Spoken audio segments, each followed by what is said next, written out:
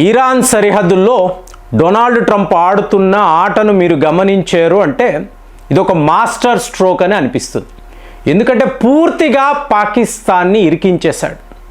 ఇప్పుడు ఇవాళ పాకిస్తాన్లో అసీం మునీర్ తన ఆఫీస్లో కూర్చొని ఎమర్జెన్సీ మీటింగ్స్, ఒక మీటింగ్ తరువాత ఒక మీటింగ్, ఒకవైపు తీవ్రవాదులతో, ఇంకొక వైపు గవర్నమెంట్తో, మరొక వైపు తన కమాండర్స్తో ఏం చెయ్యాలి అంటే, ఇప్పుడు మీరు చూసారనుకోండి, ట్రంప్ మీకు ఒకవైపు సముద్రం అండి, పెద్ద పెద్ద యుద్ధ నౌకలు, యుఎస్ఎస్ ఇబ్రహాం లింకన్ లాంటి అతిపెద్ద ఎయిర్ క్రాఫ్ట్ క్యారియర్స్ మీకు అక్కడ కనిపిస్తున్నాయి.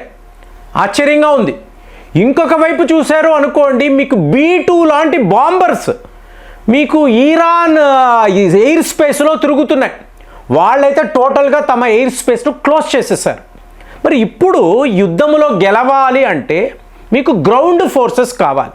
మీకు అమెరికాలో డొనాల్డ్ ట్రంప్ యొక్క అప్రూవల్ రేటింగ్స్ బాగా పడిపోయాయని మాట్లాడాం. ఒక్క వెనుజులాలో మీకు అక్కడ మథురో ఇతన్ని పట్టుకోవడంతో 2 పాయింట్లు పెరిగాయి. అంటే అమెరికన్స్కి ఆనందం, అబ్బా మేము చాలా పవర్ఫుల్ కంట్రీ, మా ప్రెసిడెంట్ తలుచుకుంటే ఇంకొక దేశంలోకి వెళ్ళి వాళ్ళ నాయకుడినే పట్టుకోగలడు, ఉంటుంది కదా, పిచ్చివాళ్ళు ఉంటుంది. సో ఇప్పుడు ఇరాన్ మీద యుద్ధం అనేటప్పుడు ఇంకా ఆనందం. అంటే ప్రపంచమంతా యుద్ధాలు చేసి నేను ఒక సూపర్ పవర్ అని వాళ్ళ ప్రజలకు ప్రూవ్ చేయాలి. ఇది డొనాల్డ్ ట్రంప్ యొక్క టాస్క్. సో ఇప్పుడు ఏమైంది, ఇరాన్లో ఎయిర్ స్పేస్ అవుట్, అలాగే మీకు సముద్రము టోటల్గా బ్లాక్ చేసేసాడు. ఇప్పుడు వెళ్ళి యుద్ధము చెయ్యాలి. ఇప్పుడు యుద్ధము చెయ్యాలి అంటే అమెరికా సైనికులు వెళ్ళారు అనుకోండి, మరి అమెరికా ప్రజలకు కోపం వస్తుంది కదా.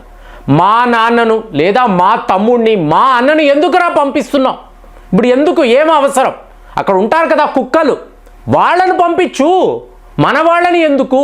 ఓకే, బాగుంది, అప్రూవల్ కావాలి, పాపులారిటీ పెరగాలి. సో ఏం చేద్దాం, పాకిస్తాన్. అందుకే వీడికి కుక్క బిస్కెట్లు ఇస్తూ ఉంటాడు. సో ఇవాళ అసీం మునీర్ని పిలిచి 30,000 మంది, నేను ఈ వీడియో మాట్లాడుతున్న టైంలో బలూచిస్తాన్ సరిహద్దుల్లో పాకిస్తాన్ సైనికులు 30,000 మంది రెడీగా ఉన్నారు. వీళ్ళు ఇరాన్లోకి వెళ్ళాలి, వెళ్ళి అక్కడ యుద్ధము చెయ్యాలి. తిరిగి రాని లోకానికి వీళ్ళు వెళ్ళిపోతారు, వెనక్కి రావడానికి లేదండి. చూసుకోండి ఫ్రెండ్స్, వెళ్ళిన పాకిస్తాన్ సైనికులు ఎవడూ కూడా తిరిగి రాలేడు. ఎందుకంటే అక్కడ మీకు వాళ్ళ రెవల్యూషనరీ ఫోర్సెస్ చాలా చాలా సిద్ధముగా ఉన్నారు. ఇప్పుడు ఈ టైంలో వీళ్ళని బలి పశువులు చేయడం.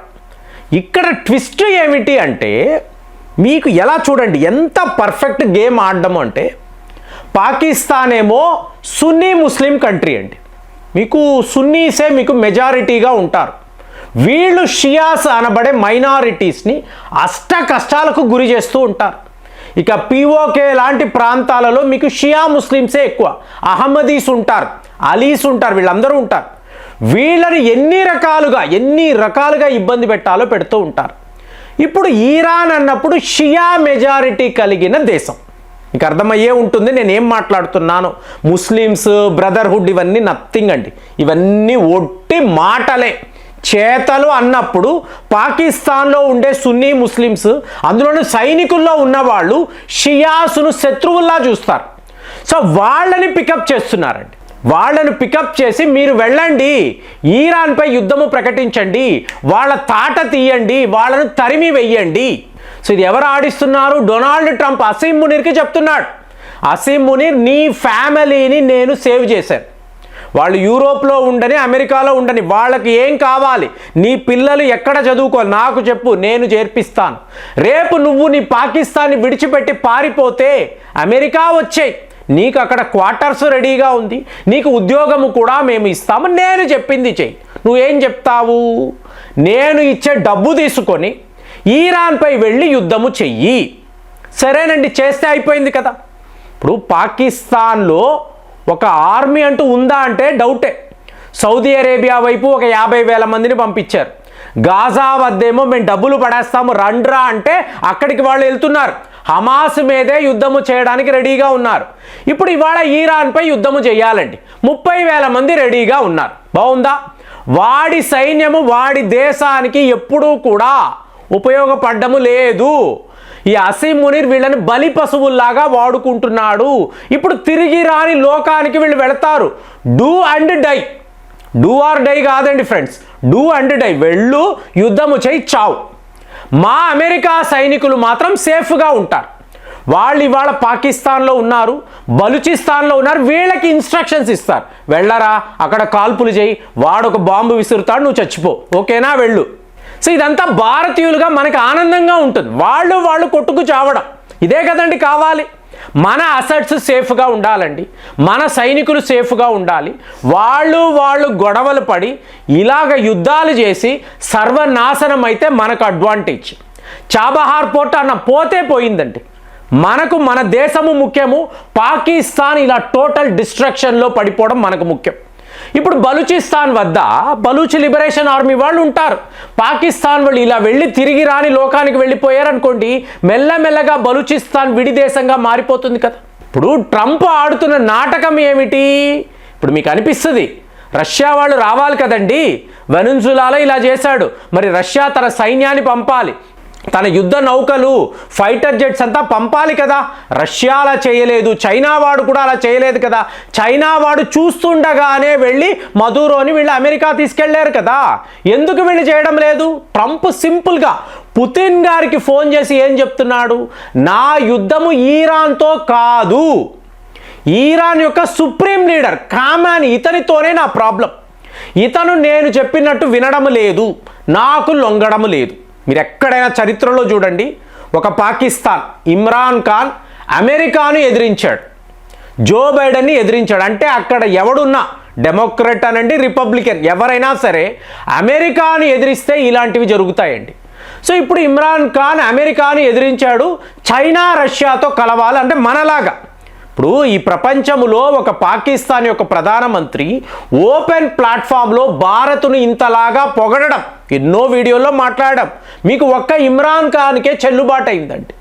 ఓపెన్గా భారత్ని చూడండి ఎంత అద్భుతంగా, ఇటు అమెరికాతోనూ స్నేహము అంటారు, ఇటు రష్యాతోనూ స్నేహము, చైనాతో కూడా ఇవాళ కాంప్రమైజ్ అయిపోయారు, ప్రపంచంలో ఎవరైనా ఓపెన్గా చెప్తాడు. కాబట్టి ఇమ్రాన్ ఖాన్ యొక్క రీజిమ్ని చేంజ్ చేయాలనుకున్నారు, చేసేసారు. బంగ్లాదేశ్ షేక్ హసీనా అమెరికాకు వ్యతిరేకంగా వెళ్ళింది, ఆవిడని తరిమివేశారు. ఇవాళ వెనిజులాలో చూసాం.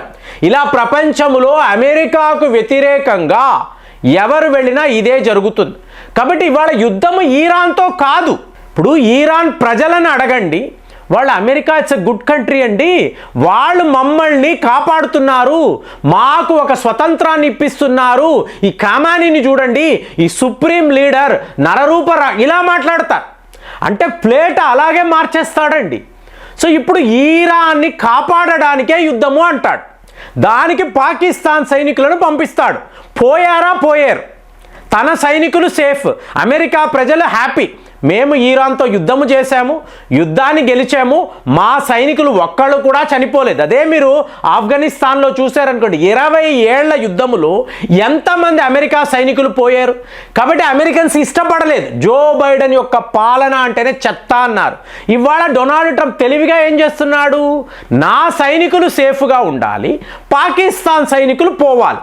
ఇప్పుడు పాకిస్తాన్ సైనికులు ఎందుకు యుద్ధము చేస్తారు అంటే సున్నీ షియా ముస్లిమ్స్ మధ్య ఇది తరతరాలుగా వస్తున్న గొడవలు, జాతికి సంబంధించిన యుద్ధము, వాళ్ళ కులాల మధ్య ఉండే యుద్ధము. సో ఇప్పుడు ఇలాంటి పరిస్థితుల్లో మీకు అసీం మునీర్ ప్రాబ్లం ఏమిటి? పాకిస్తాన్లోనే ఈ ప్రాబ్లం స్టార్ట్ అవుతుంది. మరి పాకిస్తాన్లో షియా ముస్లిమ్స్ ఉంటారు, సున్నీ ముస్లిమ్స్ ఉంటారు కదా. సో ఖచ్చితంగా షియా వాళ్ళు తిరగబడతారు, వాళ్ళలో కూడా ఎంతోమంది తీవ్రవాదులు ఉంటారు, తీవ్రవాద సంస్థలు ఉంటాయి. సో వాళ్ళు పాకిస్తాన్ని విడిచిపెట్టారు కదా, అసీం మునీర్ని విడిచిపెట్టారు కదా. ఇలాగ ఇతన్ని ఇంత ఇంటెలిజెంట్గా డొనాల్డ్ ట్రంప్ ఇరికించాడు.